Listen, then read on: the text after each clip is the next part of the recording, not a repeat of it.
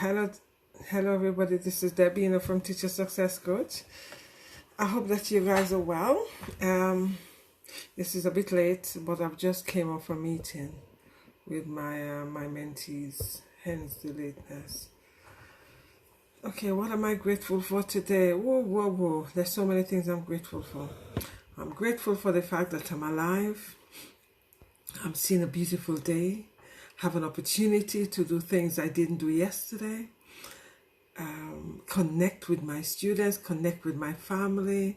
There's so many things. My lovely bed, the opportunity to continue to get up all in the morning, that I could actually start my rituals. Those are beautiful things I'm grateful for. Right, my day at school today. This is week 2. We went back last week. This is week 2. Day 2 of week 2. Oh my goodness, day 2 of week 2. Whoa, there's so many things happening in schools. One of the things is, hi Doris. One of the beautiful things is the students are beginning to show their true colors, as we say. When we started last week, they were placid. Some of them were chatty. Oh my goodness. Today, they have been extremely chatty. They don't know how to keep quiet. I actually had to give one of them behavior points, which I don't like doing. But I had to take her out of the classroom and have a conversation with her, because her attitude was very, very negative, and her behavior, because she ended up swearing in the class. And initially, I was going to let it go, but it's like the student saying, "Miss, did you hear?" And I think, you have to do something about it.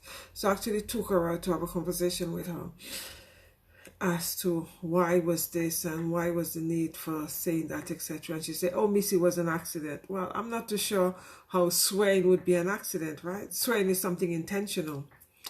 Anyway, while we were talking, the head of year, was walking on the corridor. And she said, "Oh, Miss, everything okay?" And I looked at her. I didn't even say anything. I looked at her. And then, the student looked at her all frozen. And she said, "I'll have to give you a behavior point because something is going on." And I looked at the teacher and thinking, okay, we need to have a conversation after. So we did have a conversation. And the fact that student have sworn, it meant that she had to get a behavior point because of the severity of what she's done. So that was yesterday.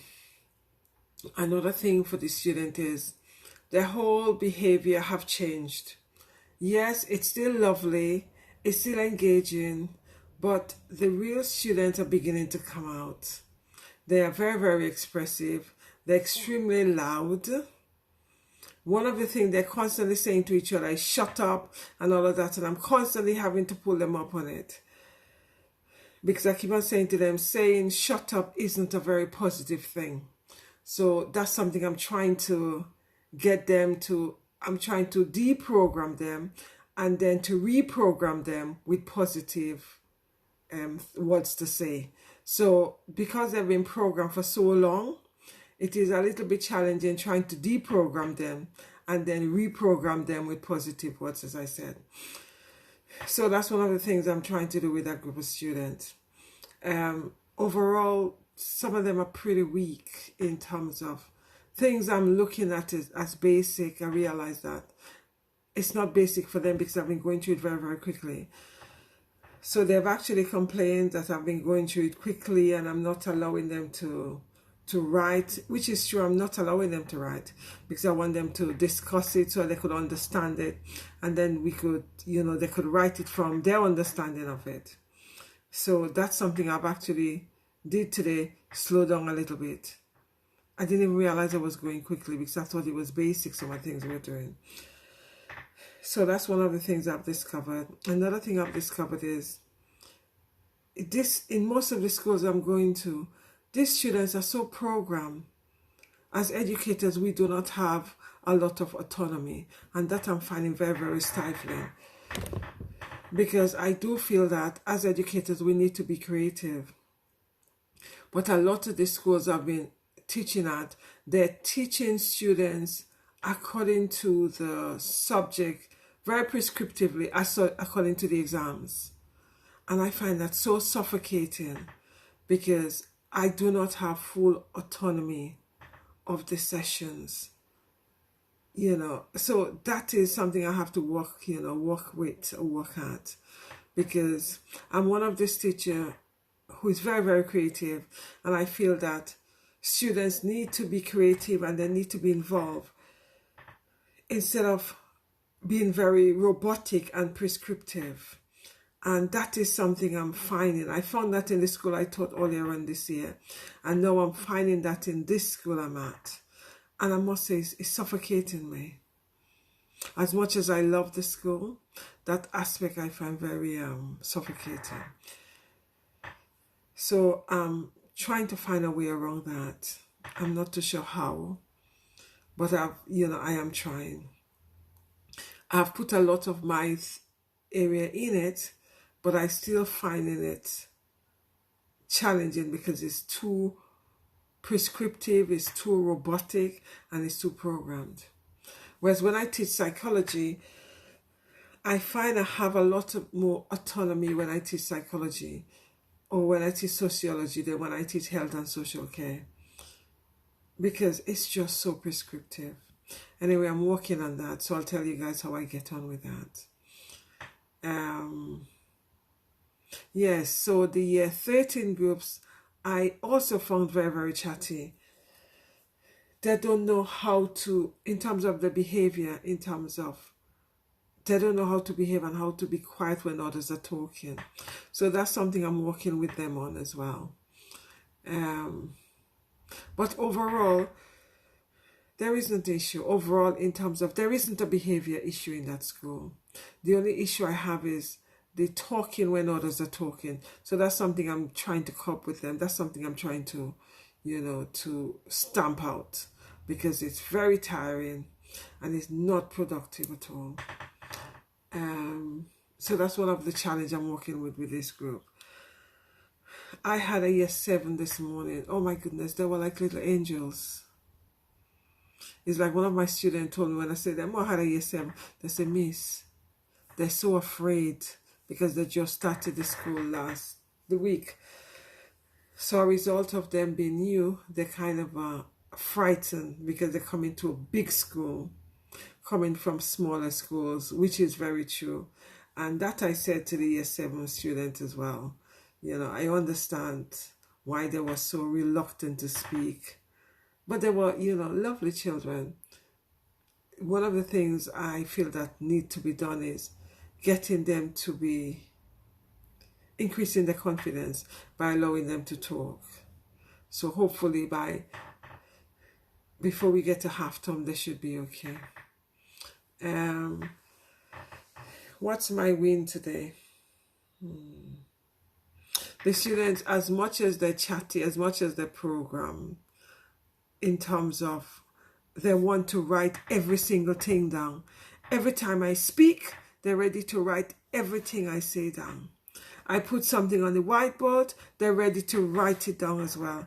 And that I find very challenging, because I do not find that they are understanding it enough to summarize it in their own words. They're too busy wanting to write everything down and then get the ruler and underline the heading nice and neat. But as I say to them, how much of this work have you taken? And when I asked them to feedback to me, I realized that they were too busy writing down and making the notes pretty that they were not taking in the discussion that we were having. Some of them wasn't. So that I need to go back. And I did say to them, by Thursday, I'm going to give them a test. So which means that they would have to revise what I've taught them. And they would have to understand it in order to summarize it in the mini test I'm giving them on Thursday. So the test is just to check that they've understood what we've done from last week to this week. So it's a matter of checking knowledge. Although they were a little bit, fearful, I had to say to them, it's nothing to be afraid of. It's just checking your knowledge and checking to see what you've learned and how much of the information you've retained. So what I'm trying to show them is when we are having a discussion and you understood the topic, it means that it is much more clearer for you to summarize what you've understood, instead of just copying everything the teacher says and copying everything that the teacher have written. So I'm just trying to show them in terms of ways they could actually start revising and studying. So another of my wins, apart from my students being connected, although they're very prescriptive, very programmed, they're still connected in terms of the relationship we're having. So we've got an interesting relationship. I must say it's quite a close relationship in the sense that I'm finding out about them, what their likes are, what their dislikes are. And students are very eager to talk about that. So that's one of the factors. I'm actually connecting with them, which is lovely. I've connected with all my student group. I've got quite a lot of groups. I've got, I think it's for year 13. I've got all the year 13s, all the year 12s. So it's quite a lot. And some of the groups are 30 in the group, even though they're year 13, which is A-level group. This is the second school I've actually taught in that A-level groups are so big. Because when they're in A-level, it should be a situation where you should be able to spend more time with them. But that's not happening in this school, because some of the groups are 30 and 29, and I feel that that could be split in two. But anyway, who am I to say? I'm a supply teacher, so, they're not going to, they're so used to it. Because what you have teachers saying, oh, I'm used to this, and this is how we've always done it, which is frustrating. It means that they're not flexible for change, and that could be quite frustrating. Right, so those are my wins. That's my students are connecting. We are beginning to form a relationship. They're understanding, some of the students are understanding the topics. Some of them I have to find, because some of them are still lost. Well, it's quite lovely, to see how they've actually coming along. There is one student I have concern about, because she's very disruptive in the lesson. I took her out of the lesson today to have a conversation, but she's not, there's something going on, but she's not forthcoming. So I need to work on that. Because when I actually spoke to another teacher, she's saying to me that last year that student have behavior problem. I'm not so interested in that. I just need to know how I could support her in moving forward. Because behavior problem, we need to look at it as, due to COVID, they would have behavior problem, because they're trying to navigate what is locked down. They're trying to navigate the new normal, so that's expected. Anyway, guys, have a fantastic evening, morning, night, wherever you are, and I'll see you tomorrow. Tomorrow we've got prospective parents having a look around on the school. So basically, parents who are coming, whose children are coming in September, they come in and have a look around the school. They come in and ask questions. We've got some displays up. We've got the display up so they could look around to have a feel for the school and see whether or not they want to send the children or the child to the school. So that's what tomorrow is all about. So it's half day teaching. So the rest of the day is just, discussing with parents and taking them around. So I'll communicate with you guys tomorrow to tell you guys how tomorrow is panning out. But one of the things I really do need to sort out with my student is, especially one student I'm having concern with, is the disruptive issue. It's like constant. So there's something happening there. There's no point in disciplining that student. There's no point in even telling her off, because there's something going on. That's why she's behaving like that. So I need to get to the root of that. As I said today, she was very reluctant to communicate. She's saying, oh, miss, there's nothing happening. But the fact that she and I were communicating and she actually, moved away from me, the body language wasn't very positive. She turned her back towards me. And I'm saying to her, when I'm communicating with you, then she turned back, she looked at me. you know, so it's like all of that. So there's something happening there. So I need to actually deal with that. Parents, educators, in situations like that, we need to get to the root of it, because it could be depression going on there. It could be anxiety. There could be a whole range of things going on in there. That's the reason why I feel that it is not just a disruption in the class, it's more than that. Because even when she was talking to me, she was just turning away, you know, walking up and down. So that in itself telling me there's some issues. So educators and parents, those are some of the telltale signs we need to be looking at. What is it they're not telling us? What is it we need to start digging deep? What is it we need to have regular conversation, because they won't want to talk to us readily straight away. So this is something, it might be weeks me chipping away at this, but I do know that eventually I'll be able to find out what the cause is, but it's likely to take some time to do that. So parents and educators, these are some of the things you need to be looking out for. Anyway guys, take care, stay blessed. I'll speak to you guys tomorrow.